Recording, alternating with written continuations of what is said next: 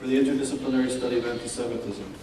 And today, as you know, it's Yom Hashoah, the day that we commemorate the Holocaust and also the people who resisted against the Holocaust. And I'm grateful for those of you who have come here, and I'm grateful for our two speakers, and we're really honored that they're here. As many of you know, these days, in terms of anti-Semitism, are serious. There's been reports that just came out, actually by the State Department, and also by Tel Aviv University and other organizations, and reports from around the world show that 2009 was one of the most bad years, in quotations, for anti-Semitic incidents since World War II, since the Shoah. So this is a time when we really, I think, need to take stock, as we do during Pesach, about notions of freedom and taking stock of where we are in the world. And certainly in terms of anti-Semitism, we really need to understand the new forms of anti-Semitism, the modern, contemporary context of anti-Semitism as we commemorate the Holocaust. And today, as we speak, as many of you know, in Washington, there are representatives from nations from throughout the world meeting today to discuss the question of nuclear arms and the possibility of rogue states or terrorist organizations acquiring weapons of mass destruction, which unfortunately is also perhaps the elephant in the room, or it's certainly in the backdrop of our discussions today as we commemorate the Holocaust. So today we're really fortunate to have two outstanding women who are really, in a sense, leaders in the contemporary fight and struggle against anti-Semitism. And as you'll hear, a person who survived the Shoah, who is also still, in a sense, I don't know how to sum up these words. I heard her speak in Stanford, and you'll see she has a spirit that transcends the hatred that we're here to commemorate. The first speaker will be Stella Bengal. She's a survivor she was born in Vienna in Austria.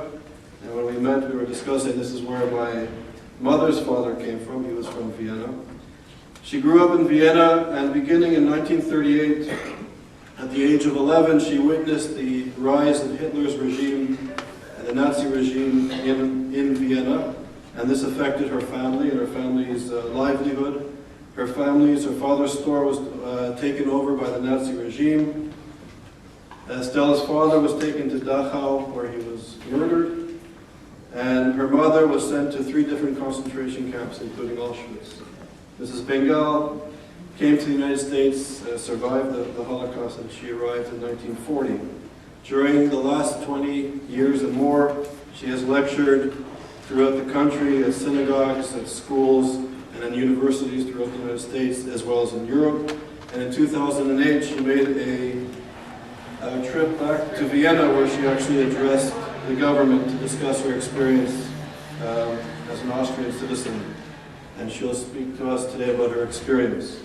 We're also really privileged to have Hannah Rosenthal, who's the ambassador or the representative of the State Department.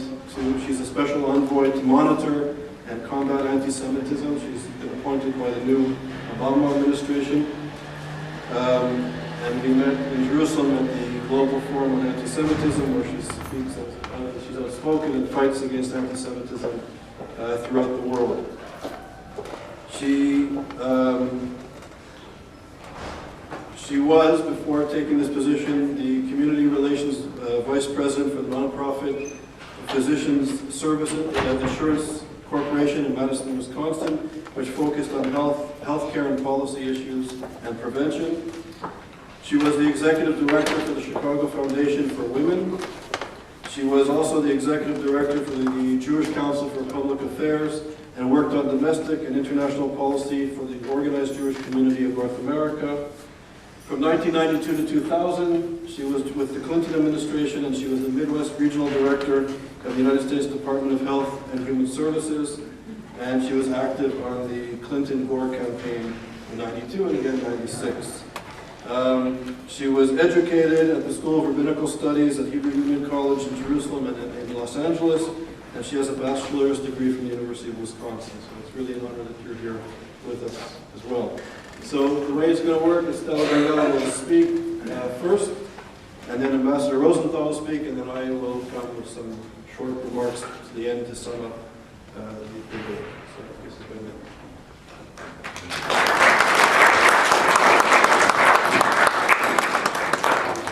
I must welcome you at all. Thank you for coming.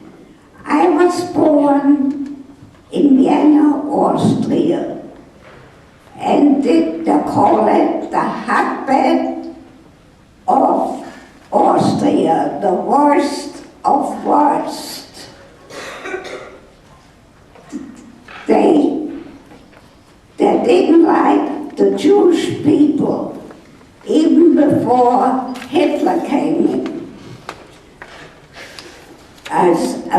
If you want to become a doctor, you couldn't get into a medical school unless you had very high marks. There was a man, Theodor Herzl. He went to law school, and after law school he wanted to become a judge. They told him, "You cannot become a judge. You are a Jew." Well, he became a journalist, and he looked for a country where all the Jewish people could come. And this was the beginning of Israel. He looked for a country, Israel, that all Jewish people should move to Israel, which was that time Palestine. But he died very young. He was only 45 years old, and he died on heart problems. I lived with my parents and grandmother in Vienna. He had a business, he was in the fur business, and things ran very comfortable. I went to school, and they called me all kinds of names. It was very tough. No Jewish teachers were accepted. Well, we lived along and struggled and did our best. There were synagogues, we went to synagogues, we went to shuls, but I never felt very comfortable. Finally, in 1938, March 14, overnight, Hitler marched into Vienna, Austria, with his army. The next day I went to school. The teacher said, "Jewish children, back of the room." So we went back of the room till they will find a building where Jewish children could go to school. Well, we were struggling along. My father was still conducting his business. The synagogues were still open, but it was not comfortable. I walked on the street and I was beaten up. You had to be very careful. One day I walked the street and there were Nazis with the brown uniform, they call it the SA. and they had toothbrushes, and they handed me a toothbrush to kneel down and clean the street. And all the Nazis, they stood around and laughed. They gave, you finish, the next one has to clean the street. Okay, in the meantime, my father had received affidavit to enter the United States, that we all come to the United States. But they gave out numbers. You had to wait for your number. My mother and me were born in Austria, and my father was born in Poland. So we had a higher number to wait because we all went under Polish quota. Well, in the meantime, you had to find another country where you have to stay and wait till you're next to go to the United States. But it didn't work out like that. November 10th, 1938, my father took me in the morning to the new school where all Jewish children had to go. But we didn't go every day because there were too many children and there couldn't fit in so many children. So we went every other day to school. Well, on the 10th of November, 1938, my father took me to school and he kissed me goodbye, and that's when I saw him the last time. I didn't know from anything. All of a sudden, when my school was finished to go home, my mother picked me up and says, you know what? My father was taken away from his business. 2 police officers came and took him in the middle and cuffed his hands and took him away. Where he is somewhere at a police station. Let's go home and have lunch. We went home, tried to have lunch. There was a knock on the door. You have to go out of your house.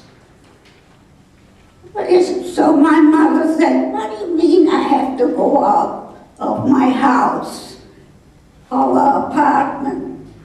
We need your apartment. You have to go next door to 2 families together in one apartment. My mother said, I can't do that. I cannot move that fast. We're gonna help you move. Oh, the Nazi helped us move. So we moved in, and then they want the key from the apartment. My mother said, I don't want to give you the key, I want to keep it. If you don't give me the key, we take you to the concentration camp. So we moved in as fast as possible, gave them the key. They had the apartment for the key. So we were sitting next to a neighbor, and they put beds up, even in the kitchen, and didn't know what to do. My father was away, now the apartment, we don't have an apartment. But the Nazi knew where we are. Again, a big bang on the door. What is next? We want to have the key of your business. So my mother said, this is out. I cannot give you the key of the business. I gave you the key of my apartment. If you don't give me the key, you get sent to the concentration camp. Oh, I went down with my mother. We went to my father's business and went up fast. I was screaming. Again, a knock on the door. We cannot open the business. Oh, there was a security lock because there were fur coats in there and they didn't know how to handle it.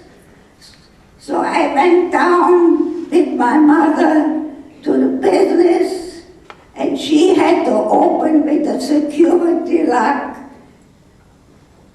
the business, and then they took everything out on the street, all the merchandise. They took down all the shingles, all the names, and hired a truck to go back and forth, to rip off the names of the shingles. He had on top shingles and pictures of fur coat. The truck smashed it all up, and I start crying. We have no home, no business, and where is my father? Okay, we slept in the neighbor's house. Then my mother said, you know what, we're going to the Gestapo. The Gestapo was only like a 3/4 walk. We went to the Gestapo, and there was an SS man in black uniform, and we asked, where are all the men that were picked up today? And the man says, we don't know. Then we took a walk home and we passed a police station and we saw trucks, a lot of trucks. Oh, there's something going on. They're going to take them to the railroad station, to the concentration camp. Okay, we went home, and the next morning, we went to the Jewish community. And my father was very, very active in the Jewish community. There was a big speaker. All the men who were taken to the concentration camp are in Dachau, near Munich. And we're going to send them food packages. And they will write home every 2 weeks. Well, it was a very, very tough time. Finally, we got a letter from Dachau. My father writes us, and he thought he still has his business. And he told my mother, this certain codes belong to certain people, because people had all kinds of repairs and new codes. And we wrote back to him, but we couldn't write back to him what happened. So we exchanged every 2 weeks a letter. And January 20, 1939, they sent us the urn. My father was killed in Dachau. Well, we took the urn and went on the cemetery and opened my grandfather's grave and put the urn in the grave. As we walk along on the cemetery, the Nazi came on the Kristallnacht and they're shooting in the graves. And a lot of graves were demolished. So I had no father anymore. I only saw him last time when he went to school with me. So far, we got food packages, and we only could buy a certain amount of food. Only after 5 o'clock we could go shopping, all the Jewish people. And when Hitler came to Vienna, no Jew was allowed to be on the street. They guarded the street. All of a sudden, I got a letter from the Jewish community. There are children transport going. Any USA, England, and Sweden, Norwegian. Now, I know my father was very active and helped me. And I put down, I want to go to the USA, New York, because I had relatives there. Finally, I got a letter. I'm accepted to go to the United States because I had an affidavit, and even the number was high, but I could go alone with other 8 children. Well, that was something nice, but I wasn't too happy because I have to leave my mother and grandmother. Well, I went to the Jewish community, they looked us over, and then we went to the consulate, we saw the doctor. We were about 36 children. After the doctor, I got a letter that I will get the visa, but only 9 children came through from 36 children. Well, many times we had meetings, how we gonna arrange the trip, and there was a psychologist, and he talked with us, and he asked me where I'm going to stay in the United States, and I said, I will stay with my relative as sister of my father. And they put everything down.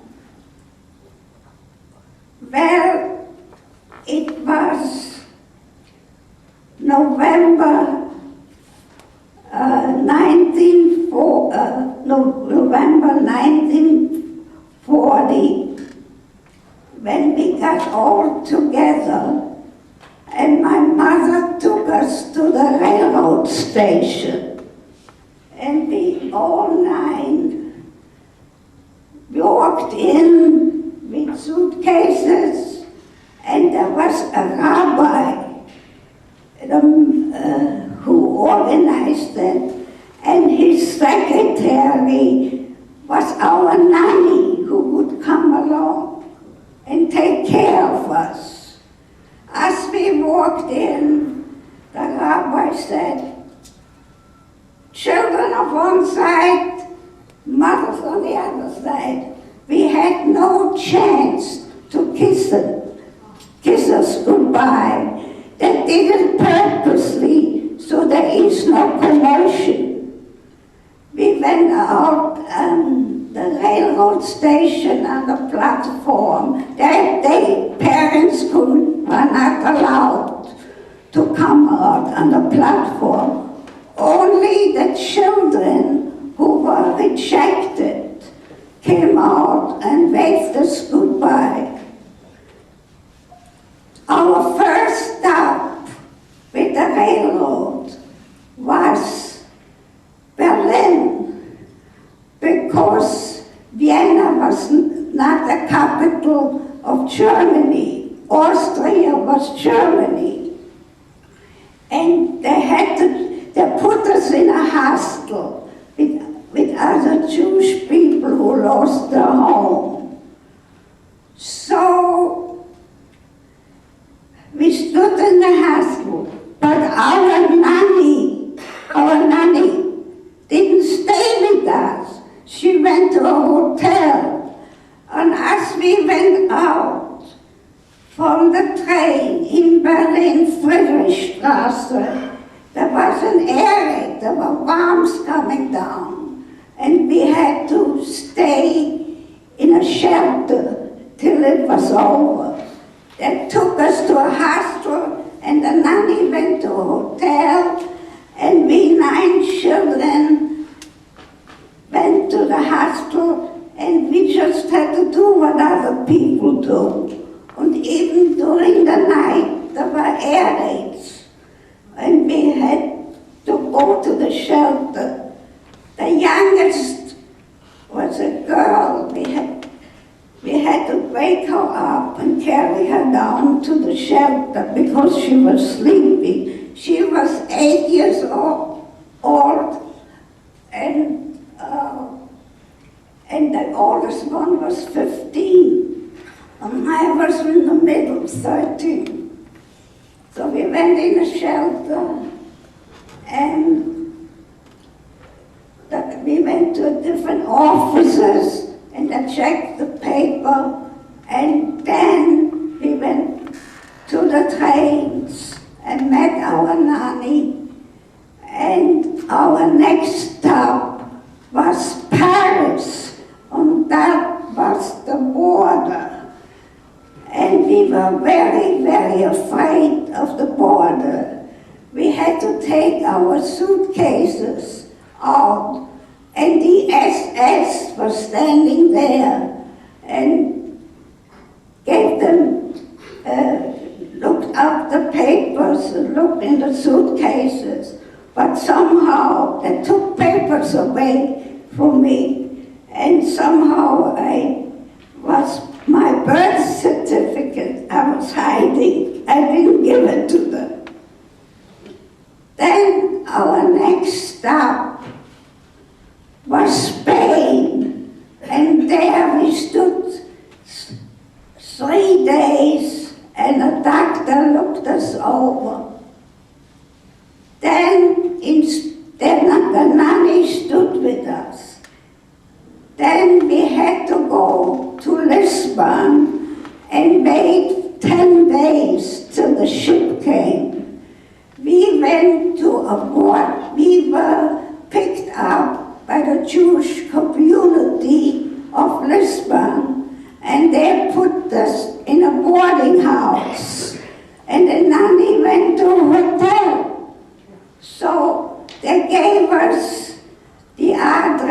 where we have to come in the evening and have dinner. And they gave us some money to have breakfast and lunch.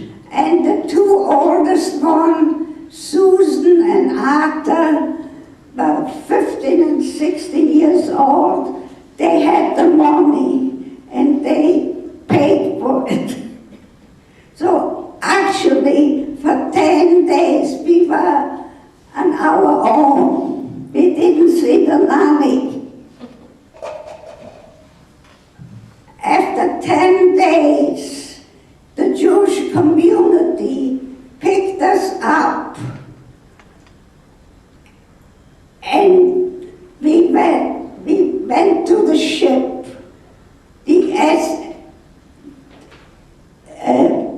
The ship was a small ship, and finally we saw our nanny there. We met her. It was the SS Excampion. So we went into the ship and we were sleeping in the ballroom on mattresses. One side, there were a lot of French children came. And one side the boys, one side the girls. And they spoke French, we talked German. How we communicated, I don't know. But the sea was very tough, and a lot of people got sick. I never went to the dining room. I just left from fruit and desserts. So we went 10 days till we passed Bermuda somehow, and they checked the papers again. And I was supposed to be picked up from relatives. And we arrived in New Jersey. All the ex-championship came to New Jersey. And as we docked, I know the two children were picked up. So I looked for my relative. There weren't there. And there was a woman, she introduced herself. Her name was Ladi Mapuse, and she came from Berlin, and she worked for the foster home below. So, and I said to her, I spoke German to her. I said, I was supposed to be picked up. I was standing with 2 suitcases. No, no, no, she says. You come with us.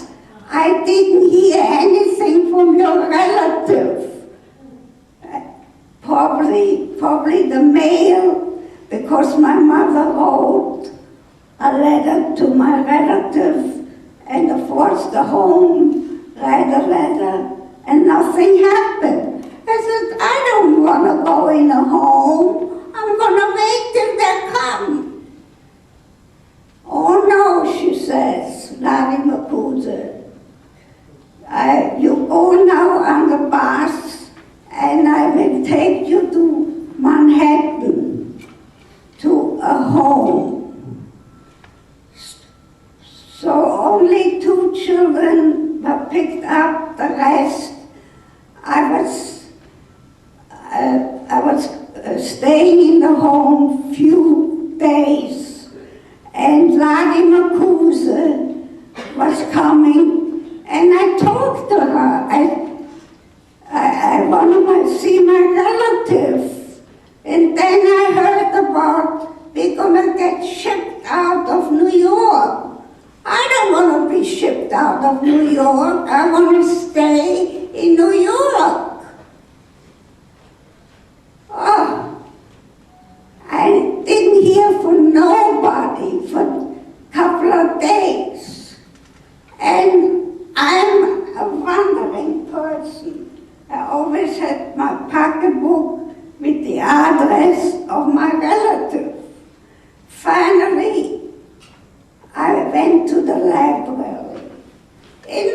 library, a man came fixing a window, a contractor. And I'm very, very nosy what he's doing.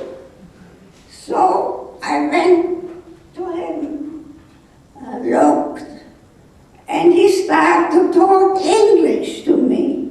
I said, no, no, no, I don't speak English. Can you speak Jewish, Yiddish?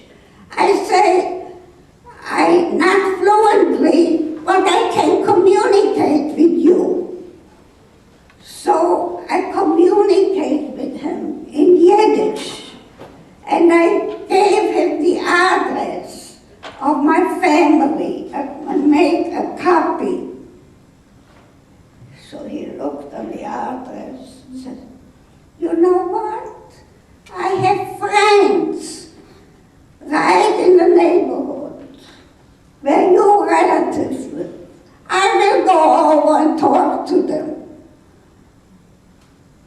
Oh, this is really nice. I thanked him.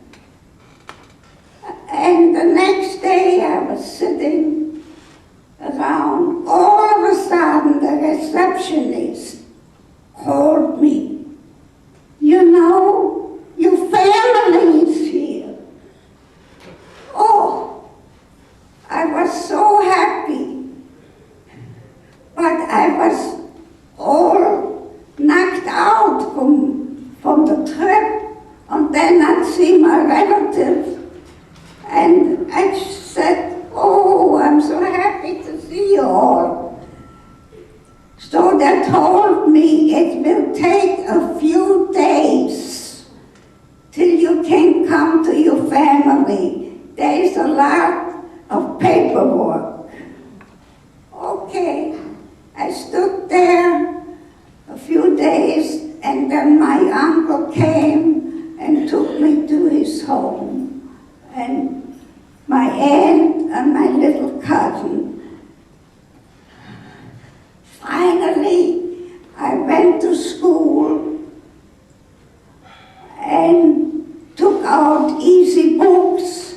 I had a teacher who spoke a little German, so I taught German with him, and I learned English on the street with children, and I went to high school, and I found out after the war that I don't have a mother anymore. The Jewish community got in touch with me and said my mother and my grandmother was taken to Theresienstadt concentration camp. That's all I knew. I didn't have much hope that they were still alive. Then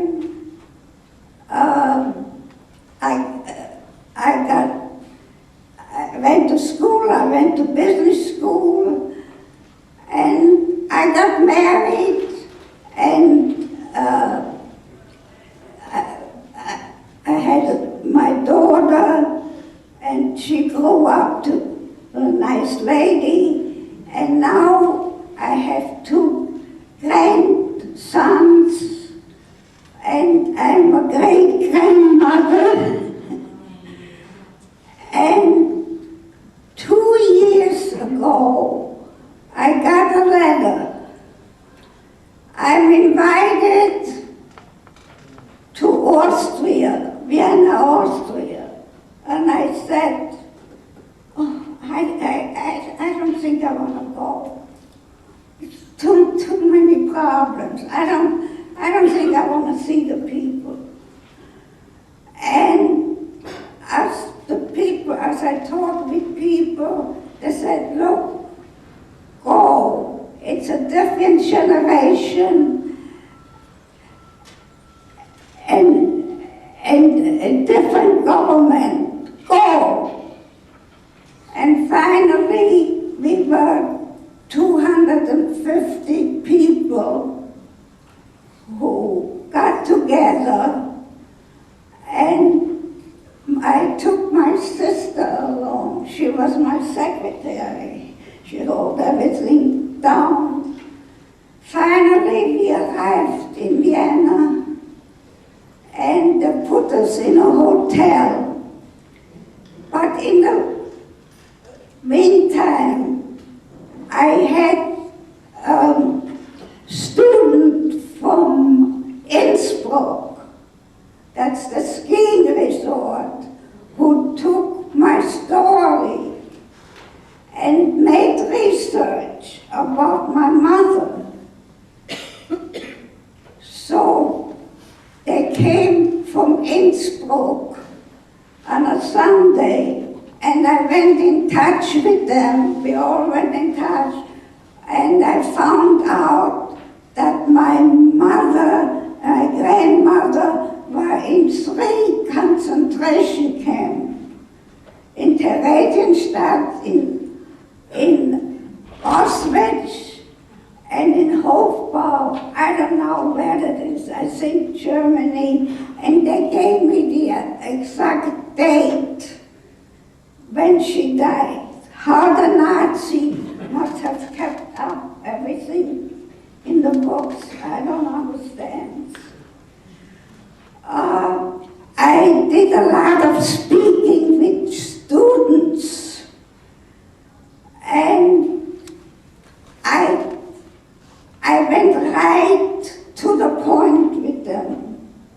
I said, you had grandparents. Did your grandparents say anything? How Austria was years ago? They said, no, they never talked to us. Well, things were very bad. And there was another group who came from Salzburg, and they made reports what happened. So they came back.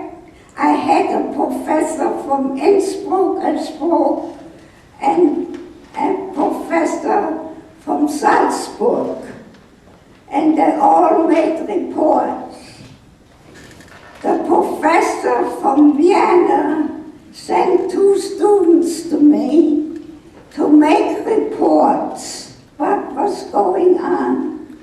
So I took them out for lunch, and they make a report about my life.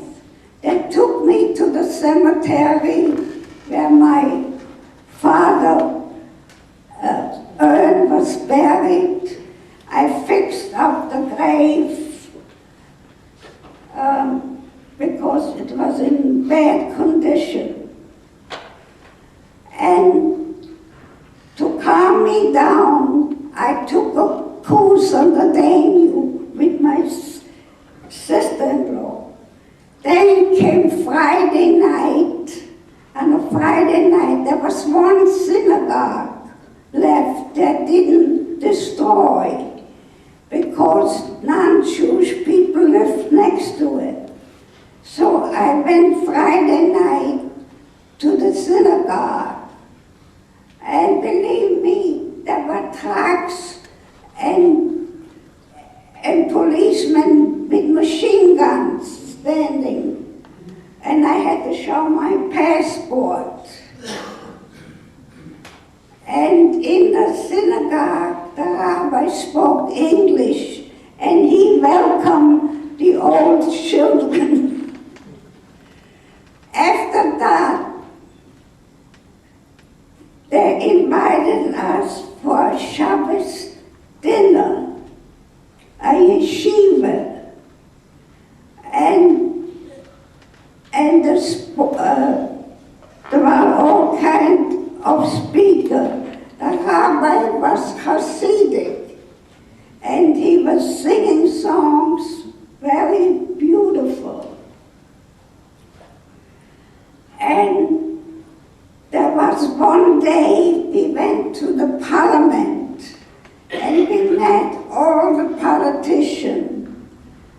We met the council Chancellor of Vienna and other politicians. And then they took us outside, they call it the Helgenplatz. There were all chairs for us to sit down on other politicians talked to us, and we were protected by police with machine guns. And they apologized what happened. They said, well, it's a new generation. It's a new government. Now, when I went to the synagogue again, we went to a cafe, and when I looked around, oh my God, there was sitting. Judenplatz means Jew Street. And I got the shakes. It's still there? Huh? They have a new generation, and they have a new government, and they're still Judenplatz. Oh, that's terrible. We went back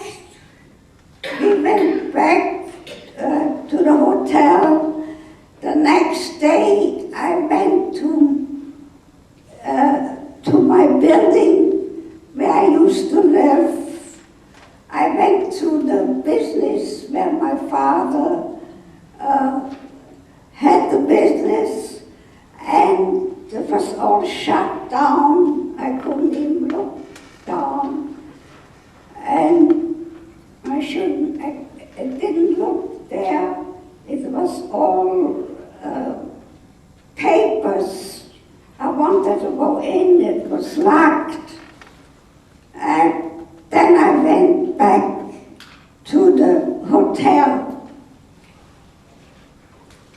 At the end of the trip, they asked us how it was, how we liked it. Well, I had to say my part. I said to them, you know, I love this country. Is beautiful. It's very beautiful. You could see from the street the mountains, the Danube. But I must tell you, I still have mixed emotion.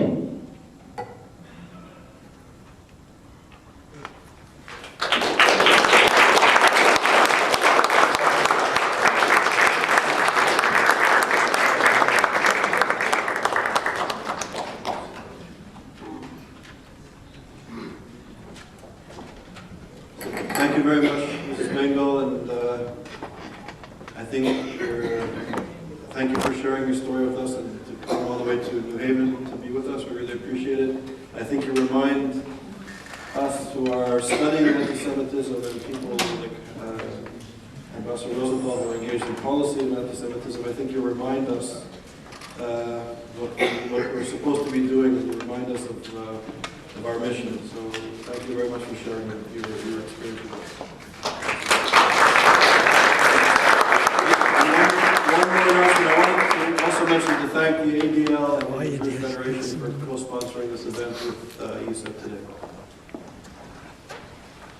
Talk about mixed emotions. As we, every year, revisit officially the Holocaust on Yom Hashoah, we tend to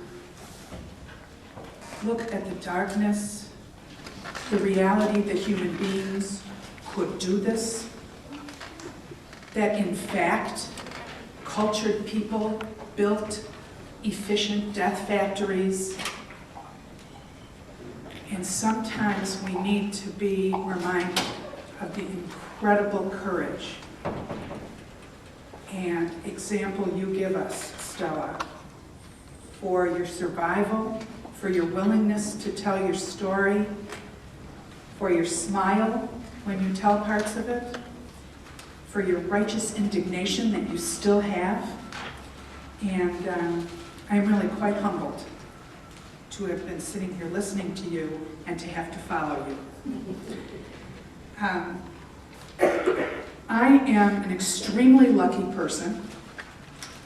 In my life, I have been raised with the Holocaust. We share something, Stella. I'm the child of a survivor, and you're a child survivor of people who did not. I was raised in a family from as early as I can remember. We were talking about the Holocaust. My father was a rabbi, and so he had a platform to talk about it in his sermons each week.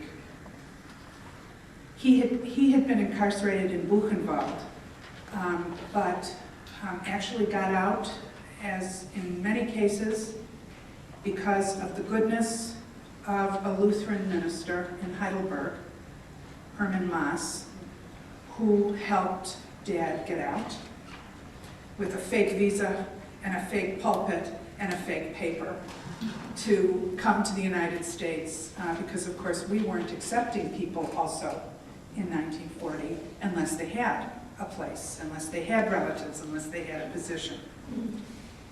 And I stand before you as someone, even though I was raised with the stories, and even though I knew how small my family was, my family reunion could fit at this table with an empty chair.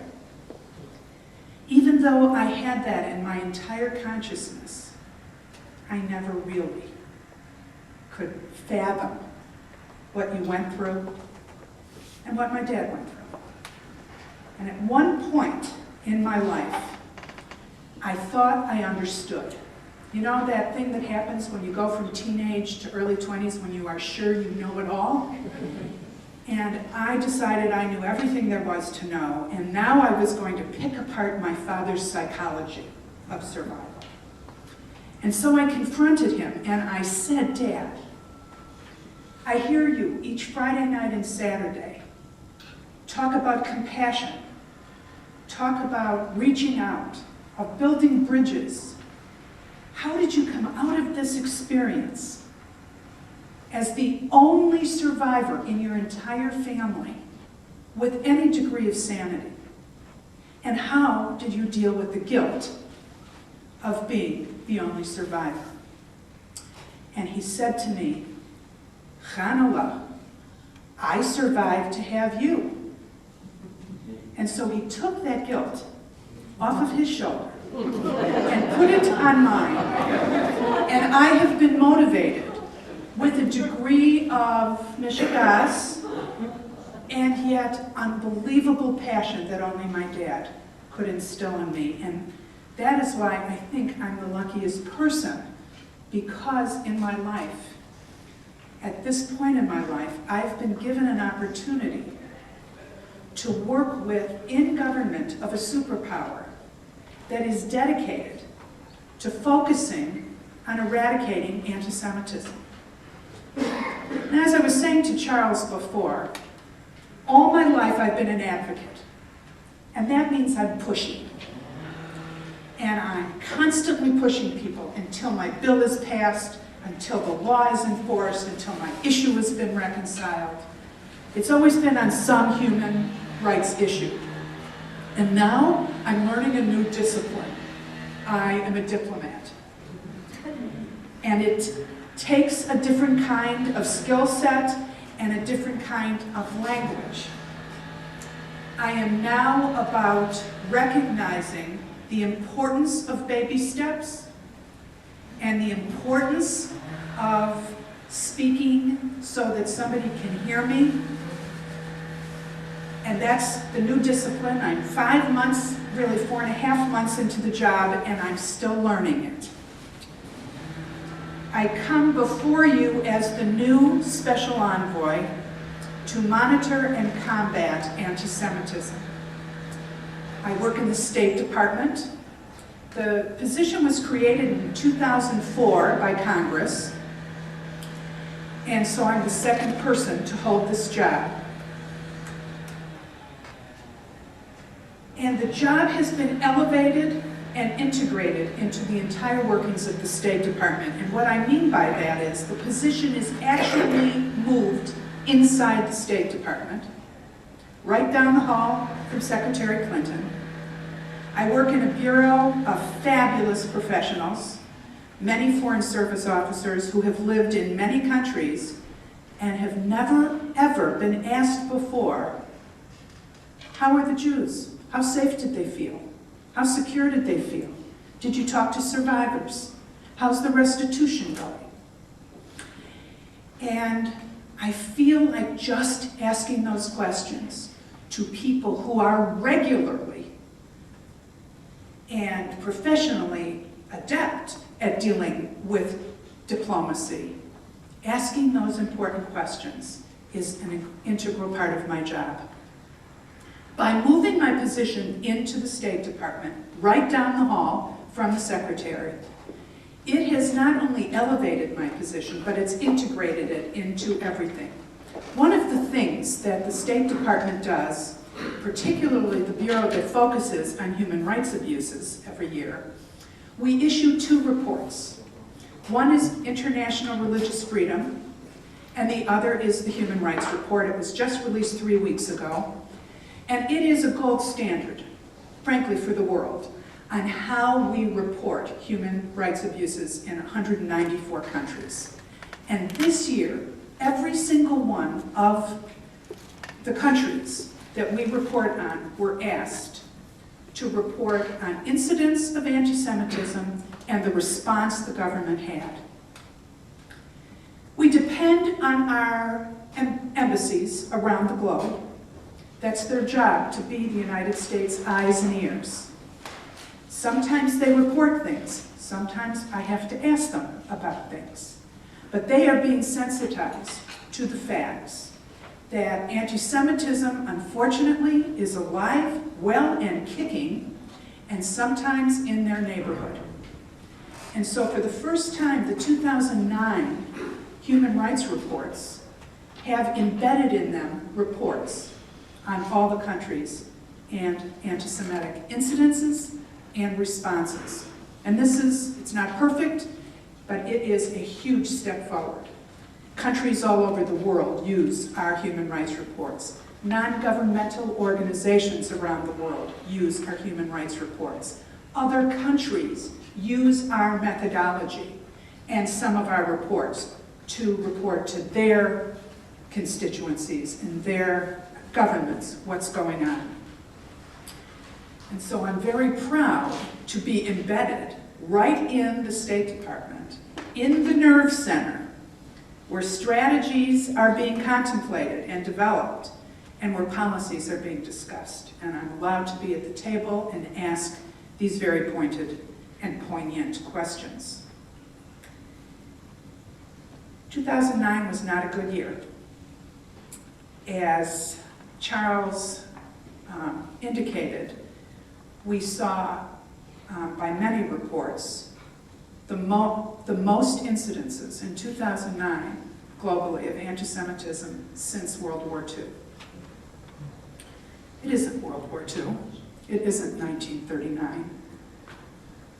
But there were spikes all across the world. We saw spikes in Australia, in France, in Jordan, in Ukraine, in Russia, in South Africa, where there were Jewish communities and where there were not Jewish communities.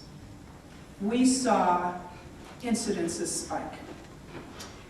And it would be improper for me not to point out that the spike in the incidences happened in January, right after the Gaza war happened.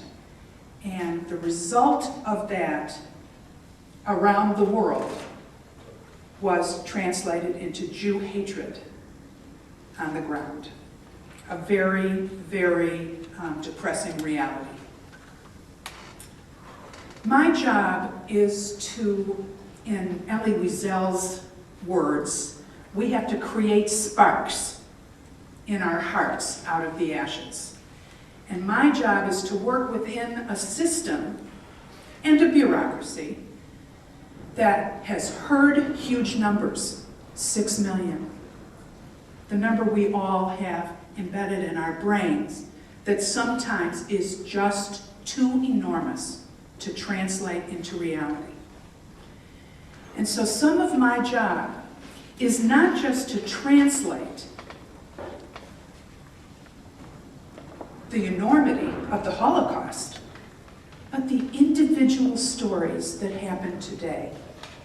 To translate the experience Stella had and say the motivations that took her father away, the motivations that slaughtered her mother, have not been adequately addressed in this world.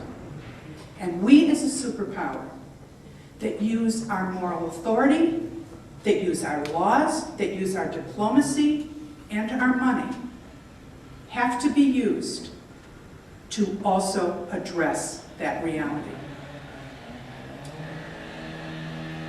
So elevating and integrating my position has been my challenge. And how do I do this? My title is really a mouthful. I'm the Special Envoy to monitor and combat anti-Semitism. The two verbs, very important. Monitoring, I mentioned the reports. But it also means that every single day, unfortunately, I am checking a classified drive at my computer, my BlackBerry, even this morning while I was waiting for the program.